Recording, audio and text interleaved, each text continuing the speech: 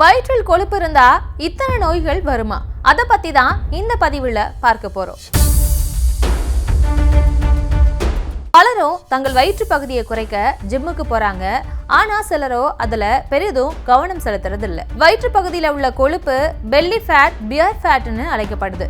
தங்களின் உருவம் மற்றும் உடல் ஆரோக்கியம் குறித்து கவனம் கொள்ளும் இளைஞர்கள் இது குறித்து கவலைப்படுறாங்க.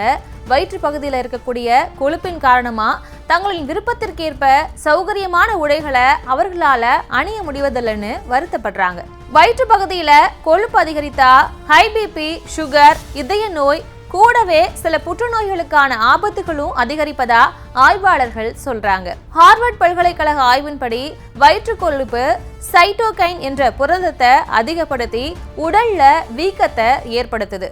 மேலும் ஆன்ஜியோடென்சின் எனப்படக்கூடிய புரதமும் உற்பத்தியாகுது. இதனால இரத்த நாளங்கள் சுருங்குதல், ஹை பிபி ஆகியவை ஏற்படுவதா சொல்றாங்க. டெல்லியில இருக்கக்கூடிய ஃபோர்டிஸ் எலக்ட்ராஸ் என்ற மருத்துவமனையின் மூத்த இதயவியல் மருத்துவர் சிவகுமார் சௌத்ரி உடலின் மற்ற பாகங்கள்ல சேரக்கூடிய கொழுப்பை விட வயிற்று பகுதியில சேரக்கூடிய கொழுப்பு மிகவும் ஆபத்தானதுன்னு சொல்றாரு.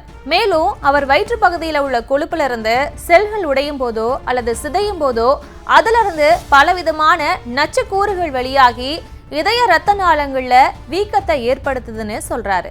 இதனால இதய நோய்கள் ஏற்படும் ஆபத்து அதிகரிக்கும். மேலும் உடல்ல இன்சுலின் எதிர்ப்பையும் அதிகரிக்குது. இதன் காரணமா தான் சுகர் ஏற்படுவதற்கான ஆபத்தும் அதிகரிப்பதா சொல்றாங்க. வயிற்று பகுதியில கொழுப்பு அதிகரிப்பதற்கு மரபியல் ரீதியான விஷயங்கள், ஹார்மோன் மாற்றங்கள், வயது, அதிக உடல் எடை மற்றும் மெனோபாஸ், தவறான உணவு பழக்கம் உள்ளிட்ட பல காரணங்கள் உள்ளதா நிபுணர்கள் சொல்றாங்க. வயிற்று பகுதி கொழுப்பை குறைக்க சில விஷயங்கள்ல கவனம் செலுத்துறது அவசியம். அதுலயும் முதலாவதா இருக்கக்கூடிய விஷயம் இரவு உணவுக்கும் தூங்கும் நேரத்துக்குமான வித்தியாசம். தூங்குவதற்கு 2-3 மணி நேரத்திற்கு முன்பாக எதையுமே சாப்பிடக்கூடாது. நாள் முழுவதும் நீங்க சாப்பிடக்கூடிய உணவின் கலோரிகள் அன்றைய நாள்ல நீங்க செய்யும் வேலைகளுக்கான எனர்ஜியா பயன்படுது. ஆனா இரவுல நீங்கள் உண்ணும் உணவை அவ்வாறு பயன்படுத்த முடியாது. எனவே அது கொழுப்பா சேர்ந்து உடல் எடை அதிகரிக்கும்னு ஆய்வாளர்கள் சொல்றாங்க. இரண்டாவது, சரியான விகிதத்துல உணவை உண்ணுவது. அதிகமான நார்ச்சத்து கொண்ட உணவுகளை எடுக்கும்போது நீண்ட நேரத்துக்கு நீங்கள் பசியா உணர மாட்டீங்க.